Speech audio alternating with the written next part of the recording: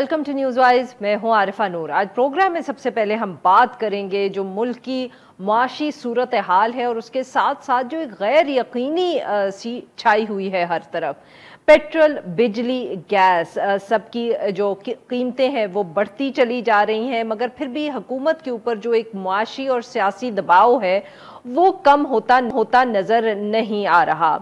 हालिया दिनों में हुकूमत ने पेट्रोल की कीमत जो है उसके अंदर फी लीटर 60 रुपए, गैस की कीमत में 45% इजाफे के मुश्किल फैसले किए हैं। साथ साथ ये भी इत्तला आ रही है कि अब जो बिजली की कीमत है फी यूनिट उसको भी बढ़ाना पड़ेगा तकरीबन 8 रुपए से। मगर साथ साथ मुल्क में इन मुश्किल फैसलों के बावजूद जो लोड शेडिंग है वो भी जारी है। बिजली का जो शॉर्टफॉल है उसके बारे में कहा जा रहा है कि वो 750 मेगावाट तक पहुंच गया है। मूडीज की ताज़ा तरीन रिपोर्ट जो आई है उसने हुकूमत के ऊपर कह सकते हैं कि it's another stroke against the government. मुआशी आउटलुक के हवाले से उन्होंने मुस्तहकम से मनफी रेटिंग कर दी है पाकिस्तान की, और इन खदशात का भी इजहार किया है कि IMF प्रोग्राम जो है वो अभी भी इस गैर यकीनी जो सियासी सूरत हाल है उसके नज़र भी हो सकता है। इस सारी सूरत हाल में ऑब्वियसली जब भी ऐसी एक सूरत हाल होती है तो बहुत सारा अफवाहें जो हैं वो भी सामने आती हैं, और इसी तरह की जो अफवाहें गर्दिश कर रही थी उस हवाले से वज़ीर ख़ज़ाना मिफ्ता इस्माइल साहब ने भी आज एक ट्वीट की। उन्होंने ये बयान दिया ट्विटर पे कि हुकूमत का किसी किस्म की कोई मुआशी इमरजेंसी लगाने का फैसला नहीं किया, ना सोच रही है इस हवाले से। और उन्होंने ख़ास तौर पे कहा कि जिस तरह के हुआ था मई 1998 में माफ़ करिएगा कि फॉरेन करेंसी अकाउंट सीज हो गए थे, उनका ऐसा कोई ना तो कंसिडर हो रहा है ना फैसला होगा। लॉकर्स जो है उनको सीज करने का भी कोई इरादा नहीं है। दूसरी तरफ वज़ीर आज़म शहबाज शरीफ साहब जो है उन्होंने गुज़िश्ता रोज़ एक खिताब करते हुए कहा कि मईशत, तालीम और सेहत ये जो शोबे हैं इनमें इस्तेकाम के लिए स्टेक होल्डर्स के दरमियान एक ग्रैंड डायलॉग होना चाहिए। और दूसरी तरफ जो वज़ीर दिफा है ख्वाजा आसिफ साहब, उन्होंने ये तजवीज़ दी है कि हफ्ते में 2 छुट्टियों का ऐलान कर देना चाहिए। जुमे की छुट्टी भी जो है, जुमे का दिन भी जो है उसको आधी छुट्टी कर देना चाहिए ताकि पेट्रोल बच सके और ट्रैफिक कम हो सड़कों पर। इस सारे मामले पर गुफ्तगू करने के लिए आज हमारे साथ हैं डॉक्टर खाकान नजीब साहब जो माहिर मुआशियात है, साबिक तर्जुमान है वजारत खजाना के, और हमारे साथ मौजूद हैं डॉक्टर साजिद अमीन साहब SDPI में से इनका वाबस्ता है और डेप्यूटी डायरेक्टर है वहाँ। Welcome to the show gentleman. जी डॉक्टर खाकान नजीब सर, आपसे गुफ्तगू का आगाज करेंगे। सर ये बताइएगा कि ये जो गैर यकीनी की सूरत हाल है और जो इस तरह की अफवाहें फैलाई जा रही हैं जिनकी वजह से डॉक्टर मिफ्ता इस्माइल साहब को ट्वीट करके डिनाई करना पड़ा, आपके ख्याल में सर इसकी क्या वजह है? Arfa, it's always a pleasure to be on your program and on Dawn. और specially doing a programme on economics. I think इस वक्त इकोनॉमी से ज़्यादा जो है कोई चीज़ ज़रूरी नहीं है कि उसको डिस्कस किया जाए और उस पर एक ऐसी राय बनाई जाए जिसमें सिटीजन्स भी अपना रोल प्ले कर सकें और ऑफ कोर्स गवर्नमेंट उसको लीड कर सके। देखिए, इस वक्त अनसर्टनिटी की सबसे बड़ी वजह यह है कि जब हम दोहा से वापस आए थे, जब 9 दिन के मुज़ाकरात हुए थे, 7वां रिव्यू या 8वां रिव्यू दोनों को कंबाइंड करने की बात हुई थी, we should not have come back from there not having signed the MEFP which should have formed the basis of a staff level agreement. आप ये सोचिए कि उस वक्त अगर staff level agreement हो जाता और जुलाई में ये certainty, humble opinion relates to the kind of work that we should have done while going there, whether it was the petroleum prices, whether it was the contours of the budget. We should have been dead sure about all of them, taken a program to the IMF which we could sell to them and then go ahead and signing the program. I think ये सबसे बड़ी uncertainty की वजह है कि लोग आज भी श्योर नहीं है कि क्या हम IMF में जा सकेंगे कि नहीं। Moody's का downgrade भी largely related है इससे। I'm not a fan of staying with the IMF. 22 program, only one completed, and देखिए कहाँ खड़े हैं हम। But in the short run आपके पास कोई और चारा नहीं है। जस्ट समझने की कोशिश कीजिए कि 10 अरब डॉलर के भी रिजर्व्स नहीं है, 9.7 बिलियन टू बी एग्जैक्ट। 1.5 महीने की भी इंपोर्ट्स कवर पाकिस्तान में मौजूद नहीं है। 43 बिलियन डॉलर्स का हिस्टोरिक ट्रेड डेफिसिट है पहले 11 माह का, very very concerning. Current account शुरू हुए थे 2.4 बिलियन डॉलर्स के, जो कि डॉक्यूमेंट्स में लिखा हुआ है गवर्नमेंट के, ختم کریں گے 16 ارب ڈالر پہ. بجٹ ڈیفیسٹ 5,000 ارب روپیہ, ایون 4,500 ارب بھی ہو اگر ہم پی ٹی آئی کا فگر لے لوں. 4,000 آپ کی بات یہاں کاٹ رہی ہوں سمجھنے کے لیے کہ یہ بیسکلی پھر کیونکہ تاخیر ہوئی اور وہ جو شروع میں حکومت نئی بنی تھی ان کو سمجھ نہیں آ رہا تھا یا فیصلہ نہیں کر پا رہے تھے پیٹرول پرائسز پر کی سبسڈی کے حوالے سے, جس کی وجہ سے پھر آئی ایم ایف جو ہے وہ کے ساتھ نیگوسیشنز میں دیر ہوئی. دیٹ از دا ریزن کہ ابھی بھی وہ انسرٹنٹی کنٹینیو کر رہی ہے. That is correct, because it's an economy which is kind of in an ICU.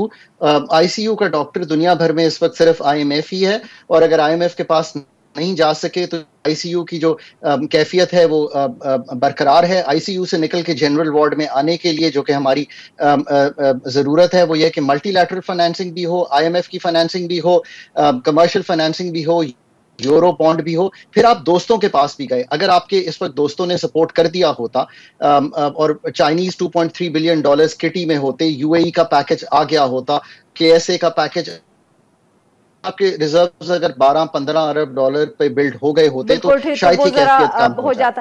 Doctor صاحب اگر ادھر یہاں ہم ڈاکٹر ساجد کو بھی گفتگو میں شامل کر سکے. سر جو ڈاکٹر خاقان نجیم نے ذکر کیا ہے, میاں منشا صاحب کا بھی گزشتہ روز ایک انٹرویو سامنے آیا, اس میں بھی انہوں نے یہ تسلی دی کیا کہ انہوں نے کہا کہ میں نام نہیں لے سکتا مگر ایک دوست ممالک ہیں, جلد ان کی طرف سے بھی کچھ ہمیں کنسیشنز ملیں گی, اس سے بہت فرق پڑے گا. پر سر سوال ہمیشہ یہ ہوتا ہے کہ یہ جب بھی کوئی حکومت آتی ہے, جب بھی آئی ایم ایف کا پروگرام ایک طرف چل رہا ہوتا ہے, دوست ممالک ہماری مدد کرتے ہیں, بٹ کیا ڈو گورنمنٹس اوور سیل یہ جو ہمیں دوست ممالک کی طرف سے مدد آتی ہے؟ وہ بریدنگ سپیس ہی صرف ہوگی, تھوڑی سی ہمیں اسٹیبلٹی ملے گی, یا سچ مچ جو اس وقت لوگوں کے مسائل ہیں وہ بھی اس پیسے سے ایڈریس ہوتے ہیں؟ جی بہت شکریہ جی. میرے خیال میں بہت ساری جو باتیں تھیں وہ خاقان صاحب نے کور کی, بٹ میں ایک چیز اس میں صرف ایڈ کرنا چاہوں گا before I come to your questions. مجھے لگتا ہے یہ تھوڑا سا ناانصافی ہوگی اگر ہمیں ساری سچویشن کا ذمہ دار صرف اس گورنمنٹ کو ٹھہرا دیں. یہ جو ساری کا سارا پینک ہے یا یہ جو انسرٹنٹی ہے یہ بہت زیادہ تک جو انیشیٹ ہوئی یہ اس پی ایم ریلیف پیکج سے تھی جو ہم نے پیٹرولیم پرائسز کو سبسیڈائز کیا, ان کو فریز کیا, اور ایکچولی وہ ایک کہہ لیں کہ ایک ورچوئل ایگزٹ تھا, ایگزٹ اناؤنسمنٹ تھی آئی ایم ایف سے, یہ وہاں سے سٹارٹ ہوئی. اس گورنمنٹ نے تھوڑا سا انڈیسائسونیس کی وجہ سے اس میں ایڈ کیا ہے, انہوں نے بر وقت فیصلے نہیں لیے, تھوڑی ریلکٹنس شو کی, تھوڑا ڈیلے کیا. تو ایک تو مجھے لگا کہ یہ کانٹیکسٹ ضرور ہونا چاہیے کہ یہ گورنمنٹ اس میں اس حد تک تو ذمہ دار ہے کہ اس نے ٹائملی فیصلے نہیں لیے, بٹ یہ اس اکنامک سچویشن کی ساری کی ساری ذمہ داری اس گورنمنٹ پہ ڈالنا شاید تھوڑی سی ناانصافی ہوگی. نمبر 1. نمبر 2 جو آپ کا کوشچن ہے, اگین جسٹ ایک اور پوائنٹ کہ جو مجھے لگتا ہے کہ یہ جو موجودہ انسرٹنٹی کی لہر ہے, جیسے روپے نے آج بھی شاید 1-1.5 روپیہ لوز کیا ہے, وہ شاید آئی ایم ایف پروگرام سے متعلق کم ہے, اور آنے والے بجٹ کے اندر کیا ہو رہا ہے, کیا ٹیکسز لگ رہے ہوں گے, کتنا وہ ٹائٹ بجٹ ہوگا, کتنا وہ ٹف بجٹ ہوگا, وہ شاید اس سے زیادہ متعلق ہے. بڑی حد تک مارکیٹ میں یہ ایک سینٹیمنٹ تو ہے کہ I M F is back on track.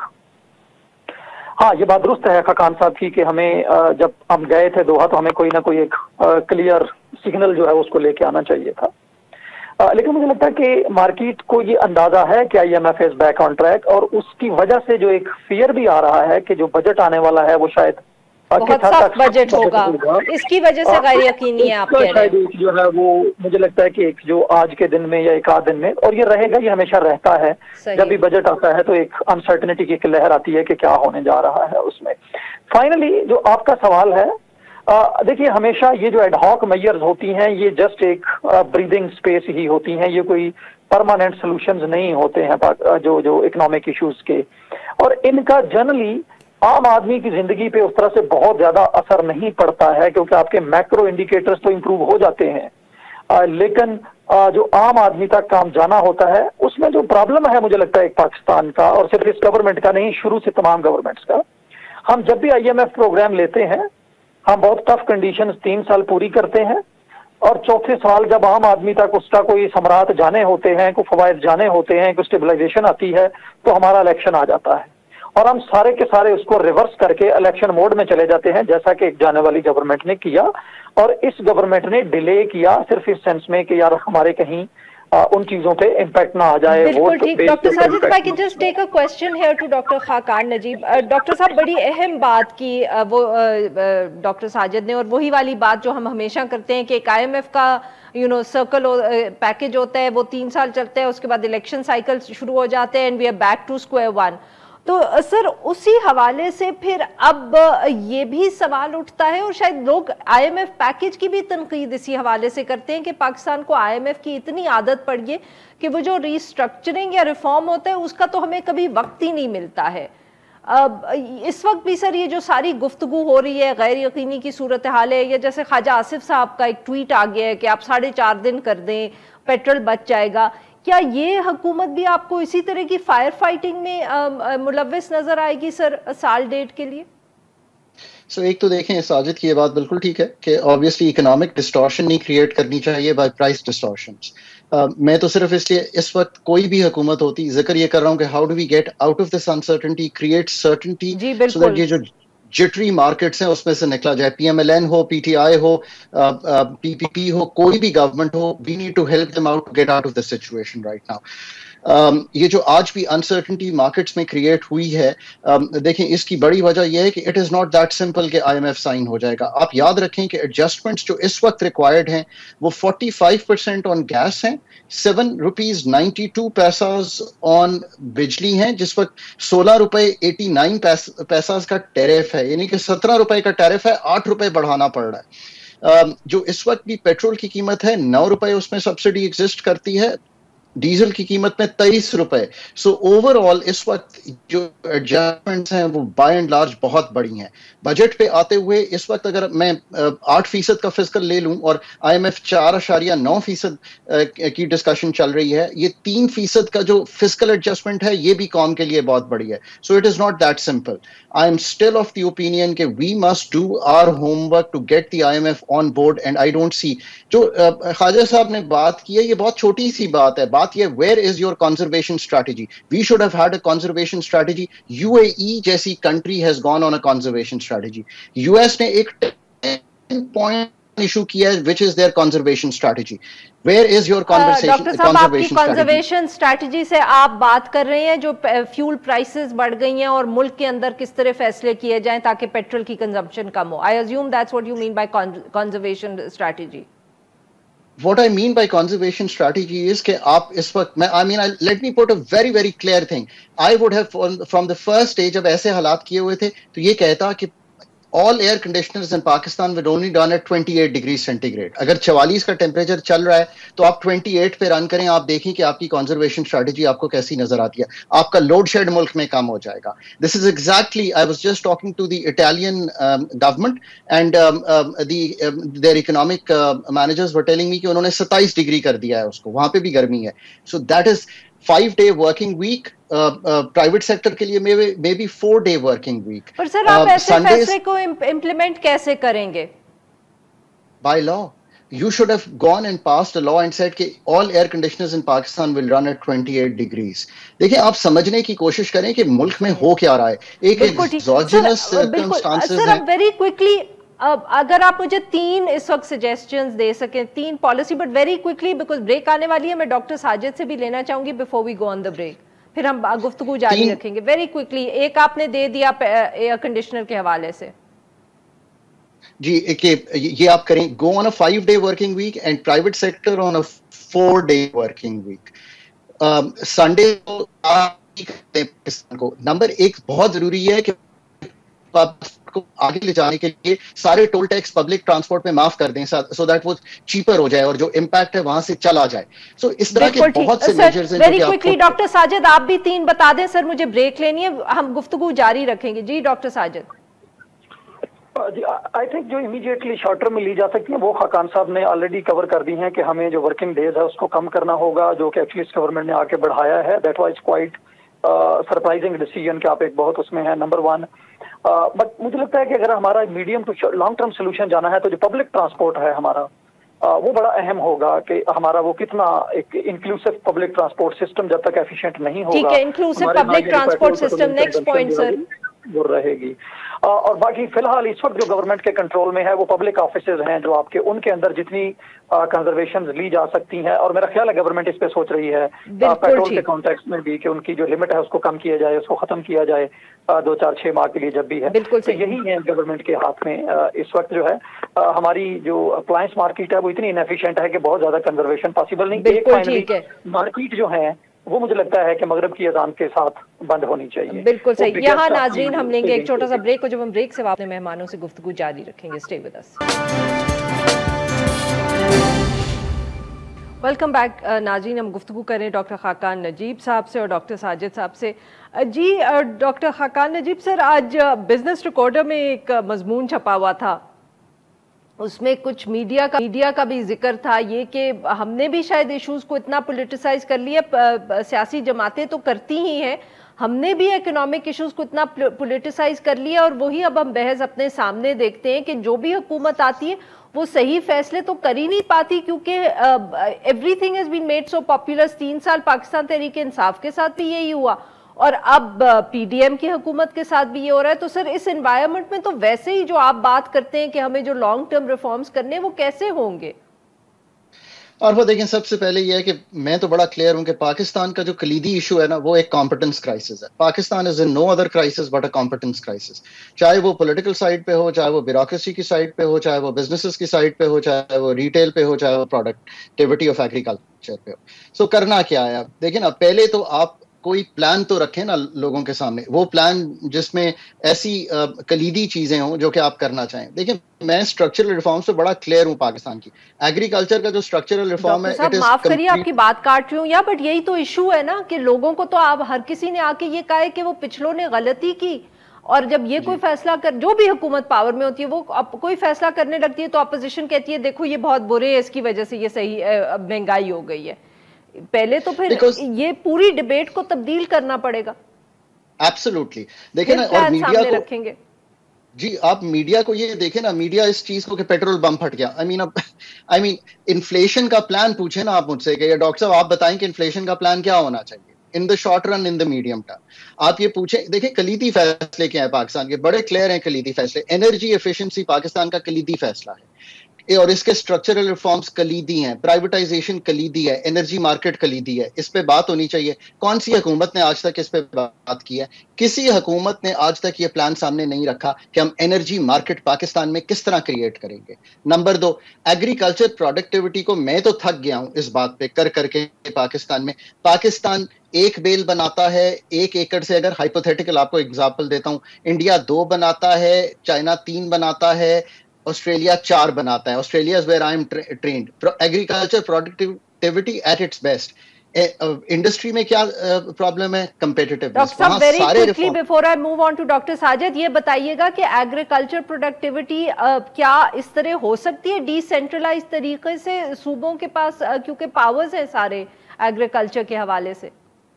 देखिए, हमने तो चीयर लीडर का रोल प्ले करना है एट द फेडरल लेवल, हमने तो कनेक्टिविटी करनी है with the international markets, but जो असल काम है वो तो सूबों नहीं करना है। पर क्यों नहीं हो रही एग्रीकल्चर की? आपके जितने कलीदी अदारे हैं उनकी फंडिंग आपने रोक दी, और इस हुकूमत ने नहीं, पिछली हुकूमत ने नहीं, कई दिहाइयों से हम ये कर रहे हैं। National agriculture research council, Pakistan agriculture research council, agri universities, इन सब की क्या कनेक्टिविटी है with the farmers?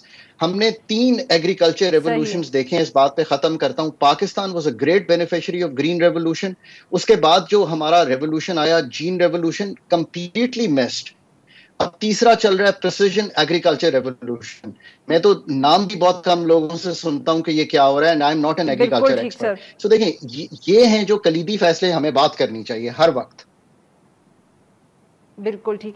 Doctor Sajid sir, यही वाली बात के जहां हम शॉर्ट टर्म में आपसे पूछा कि 3 पॉइंट्स दोनों से, तो सर लॉन्ग टर्म के लिए भी एक जो भी हुकूमत आए वो इमीडिएटली सब कुछ तो नहीं कर सकती। हमारी लॉन्ड्री लिस्ट, जिसको मैं if I can call it that, बहुत लंबी है। अब अगर आपको एडवाइस करना हो कि जी एक हुकूमत आ रही है, चाहे 5 साल का भी मैंडेट है, कौन सी 2 या 3 चीजें हैं जिस पे वो फोकस करे ताकि सिर्फ उधर वो इम्प्रूवमेंट ला सके? जी आरफा, बहुत शुक्रिया। दो ब्रॉडर पॉइंट्स हैं, एक जो एग्जैक्टली आपका क्वेश्चन है, बट उससे पहले एक जो है जिस पे बहुत बात होती भी है और मुझे लगता है कि मीडिया जाहिर है उस पर कंट्रीब्यूट कर सकता है पॉजिटिवली, ज्यादा मार्जिन भी है। हमें एक मिनिमम इकोनॉमिक एजेंडा जो है मुल्क का, जिसको आप चार्टर ऑफ इकोनॉमी कहते हैं या कोई भी और लफ्ज आप उसको कह लें, उस पे एग्री करना होगा और उसको ही लेके, जिसको हम कहते हैं ना पॉलिसी कंटिन्यूटी, जो हम बांग्लादेश में देखते हैं, जो हम इंडिया में देखते हैं, वो एक मिनिमम इकोनॉमिक एजेंडे के ऊपर है, नंबर एक। और मुझे लगता है कि ये जो गवर्नमेंट है, वो कहते हैं ना कि क्राइसिस जो होते हैं वो अपॉर्चुनिटीज भी होते हैं। ये जो गवर्नमेंट इस वक्त है, ये तकरीबन एक पार्टी को छोड़ के बाकी तमाम पार्टीज ऑलमोस्ट इस गवर्नमेंट के अंदर हैं। तो ये एक अच्छा प्लेटफॉर्म प्रोवाइड करते हैं कि इस चैलेंज के अंदर रहते हुए ये कैसे चार्टर ऑफ इकोनॉमी को लेके चल सकते हैं, कैसे उसको स्ट्रेंथन करते हैं और कैसे उसको प्रमोट करते हैं ताकि उसकी एक फाउंडेशन और बिल्डिंग जो है वो सेट हो सके, नंबर वन। नंबर टू, मुझे लगता है कि कोविड-19 का जो सबसे बड़ा एक लेसन आया है वो ये है कि वो मुल्क जहां पे ह्यूमंस में, इंसानों में इन्वेस्टमेंट होती है, वही सस्टेनेबल ग्रोथ की तरफ चले जा सकते हैं। हमारे यहाँ ये बाकी चीजें ठीक अपनी जगह है, बहुत अहम इशू है, हमारे मैक्रो इश्यूज हैं ये सारे के सारे, लेकिन सवाल ये है कि ये इश्यूज आ कहाँ से रहे? ये इश्यूज आ रहे हैं हमारी एक स्ट्रांग इकोनॉमिक इंक्लूजन ना होने से, फाउंडेशंस ना होने से। उसमें मुझे लगता है कि एक पॉइंट अगर आप मुझसे पूछें कि जो किसी भी गवर्नमेंट की प्रायोरिटी होनी चाहिए, वो है investment in people, education, health, तो आप सबके लॉन्ग टर्म की बात कर रहे हैं, स्किल्स डेवलपमेंट।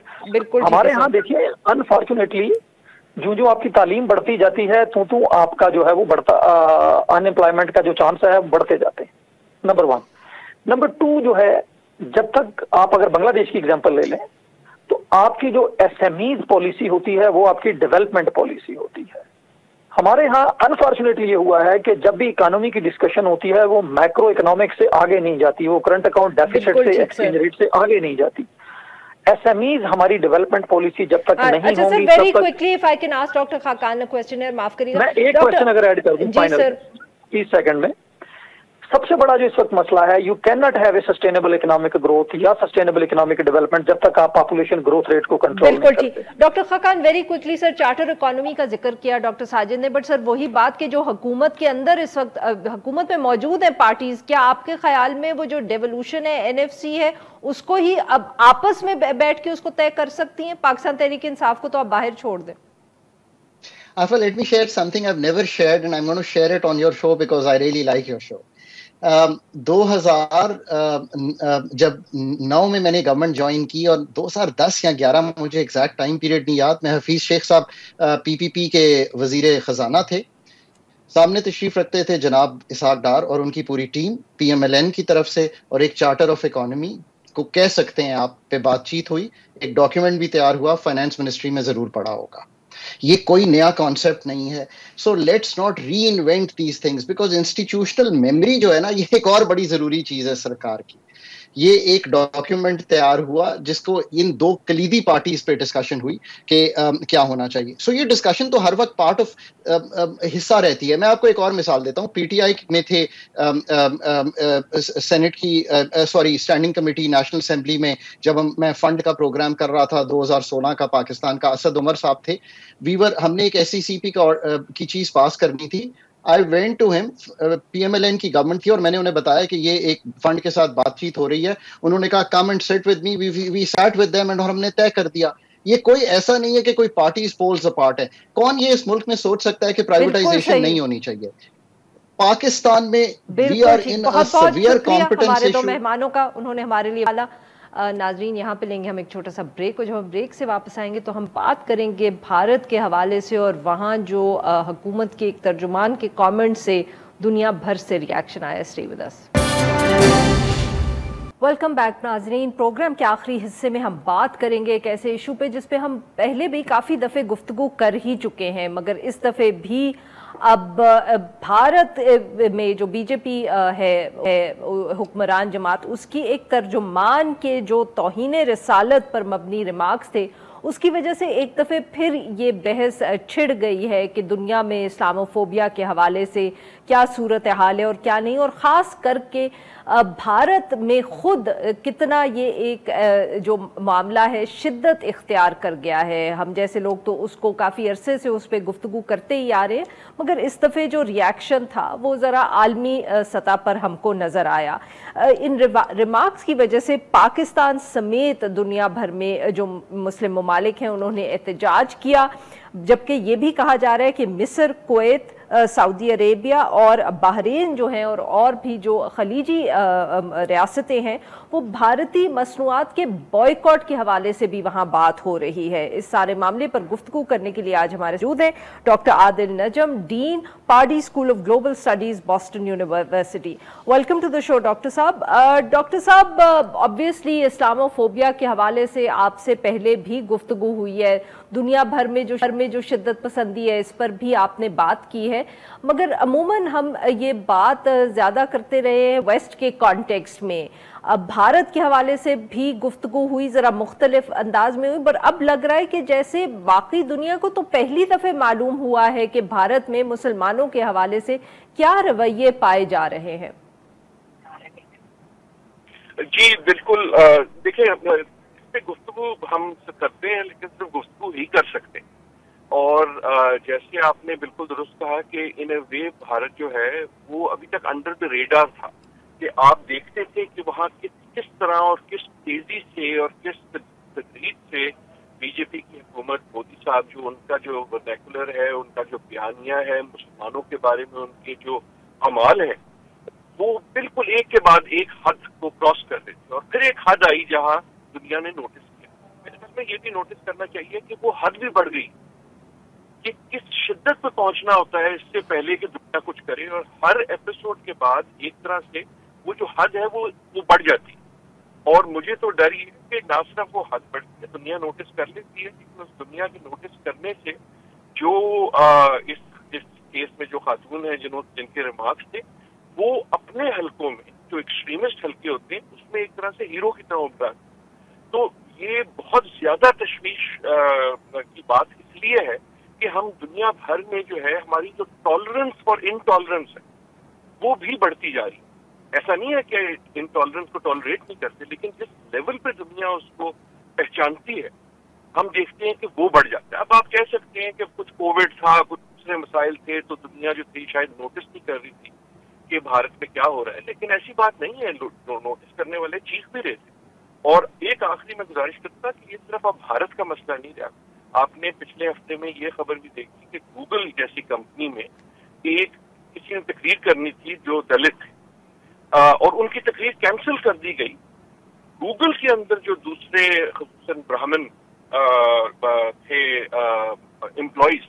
तो कहने का मकसद इसमें यह है कि इन अ वे हमारी टॉलरेंस फॉर इनटॉलरेंस बढ़ गई, और उसकी वजह से जो मार्जिनलाइज्ड वॉइसेस हैं उनको ज्यादा मार्जिनलाइज कर दिया जाता है, और दूसरी तरफ जो चीज ऑफेंसिव समझी जाती है उसको अब ज्यादा ऑफेंसिव होना होता है इससे पहले कि वो नोटिस। बट डॉक्टर साहब, अगर मैं if I ask you put it a little differently and ask you to comment on it, sir, ये भी तो हो सकता है कि आलमी दुनिया का रवैया ये है कि जिस मुल्क में अगर ह्यूमन राइट्स वायलेशंस हो रही हैं, चाहे माइनॉरिटीज से हो रही हैं, इतने ग्रुप से हो रही हैं, तो जरा आसान होता है to turn a blind eye, as जैसे अंग्रेजी में, कि आप उसकी तरफ देखें ही मत। मगर इस तरह के जब कमेंट्स हों जिनका ताल्लुक मजहब से हो एट लार्ज रादर देन जो आपके मुल्क में एक माइनॉरिटी है उस हवाले से, तो फिर रिएक्शन आया कि वो जो जानी नुकसान वहाँ हो रहा था या जो जिन लोगों के साथ जो रवैया रियासत का इख्तियार किया हुआ था वो दुनिया के लिए मसला नहीं है, मजहब पे बात करेंगे तो मसला है। आई थिंक आपका बड़ा अच्छा analysis, I actually agree, I think मैंने इस पे यू आर एग्जैक्टली राइट कि इन अ वे अगर हम मुसलमान दुनिया का भी रिएक्शन देखें तो अगर सख्त बात करने की इजाजत है तो एक तरह से रिएक्शन ये था कि अगर भारत में मुसलमान के खिलाफ ज्यादती हो रही है तो ठीक है यार वो बात थी, या कम से कम मुझे दुख हुआ लेकिन मैं बोलूंगा। लेकिन जब इस्लाम के बारे में कुछ हुआ, आपके पैगंबर के बारे में कुछ हुआ, तो फिर हमारी जो है वो उसका जो रिएक्शन है जो वही ज्यादा है। So in a way मैं I think एक हम शायद इस सिचुएशन में भी हैं कि अब बोलना जरूरी हो गया है, और खुसूसन ये सोशल मीडिया के दौर पे जहाँ सिर्फ ग्लोबल अटेंशन ही इम्पोर्टेंट हो गई है, वहाँ शायद हमें ये भी देखना होगा दूसरे मुसलमान ममालिक को भी और दुनिया को भी कि ना सिर्फ कि वो दीन, लेकिन दीन के पैरोकारों के साथ क्या हो रहा है, माइनॉरिटीज के साथ क्या हो रहा है। और एक आखिरी बात जिस पे हमने अरफा पहले भी बात की है कि इन अ वे मैं विक्टिमहुड की बात नहीं कर रहा, लेकिन मुसलमान जो है वो एक आसान टारगेट है, उसमें हमारा भी कसूर है, ठीक है, लेकिन एक तरह से दुनिया भर के लिए मुसलमान के साथ ज्यादती कर देना जो है वो एक इग्नोरेबल इशू बन चुका है, और अब वो जो है वो उबल रहा है। बट यू आर राइट के मुसलमान के साथ ज्यादती का मेयार फर्क है, और इस्लाम और दीन और रसूल के साथ जो बेहुरमती है उसका स्टैंडर्ड जो है उस पर हम ज्यादा अटेंशन देते हैं, और दोनों को देते हैं। और डॉक्टर साहब, अगर इसी हवाले से हम ये अगर मैं आपसे पूछूं कि इस वक्त तो एक आलमी रिएक्शन आ रहा है जिसकी वजह से जो भारतीय हुकूमत है उसको भी इक़दाम करने पड़े हैं, वो भी ज़रा बैक फुट पे हैं, पर क्या आपके ख्याल में इसका कोई असर होगा जो इस वक्त ह्यूमन राइट्स रिकॉर्ड है इस हुकूमत का और भारतीय रियासत का? आप उम्मीद तो यही होती है, दुआ भी यही होती है। अनफॉर्चुनेटली आपने आज मुझे शायद डिप्रेसिंग मूड में पकड़ लिया, मुझे नहीं लगता हो, क्योंकि हम अब ये वाली फिल्म इतनी बार देख चुके हैं कि वो बात होती है कि अच्छा जी आप प्रोडक्ट बैन करते हैं, लेकिन फिर बंदा कहता है जब वो जाता है ग्रोसरी स्टोर कि नहीं यार मुझे तो ये वाला पसंद है, वो चाहे वो डेनिश बिस्किट हो, अब चाहे कोई बात नहीं चीज। तो एक तो उसको इम्प्लीमेंट करना बड़ा मुश्किल होता है, और दूसरा जो है खुसूसन ये ट्विटर और सोशल मीडिया के दौर पे हमारी जो थोड़ी बहुत सी अटेंशन स्पैन थी, जो पहले शायद कुछ दिनों की या हफ्तों की या शायद महीने की भी होती थी, अब तो वो मिनटों में आ गई है, और ये खबर जो है आपकी स्क्रीन से इतनी जल्दी गायब होगी जैसे दूसरी खबरें आएंगी कि फिर आप अगली जो है उसके पीछे लग जाएंगे। तो आई अनफॉर्चुनेटली थिंक कि इसका रिएक्शन नहीं होगा। मेरा तो इस वक्त डर ये है कि इन अ वे जो हमने पहले एपिसोड्स में देखा है कि जो परपेचुएटर होता है, जो करता है ये काम, वो डिस्कवर करता है कि उनकी एक और फॉलोइंग है who want them to be obnoxious, और हम इस केस में अगेन देख रहे हैं कि जहां भारतीय पे थोड़ा सा प्रेशर है, उनका जी हमारे नहीं है, लेकिन वो खुद खातून हीरो बनती है। बिल्कुल ठीक, बहुत बहुत शुक्रिया डॉक्टर साहब, आपने हमारे लिए वक्त निकाला। आज के लिए बस इतना ही। Will be back tomorrow at the same time. हर पीर से जुमे अपना पसंदीदा शो न्यूज़ वाइज यूट्यूब पर देखने के लिए डॉन न्यूज़ के ऑफिशियल चैनल पर आएं और सब्सक्राइब करना मत भूलें, बेल आइकॉन को प्रेस करें।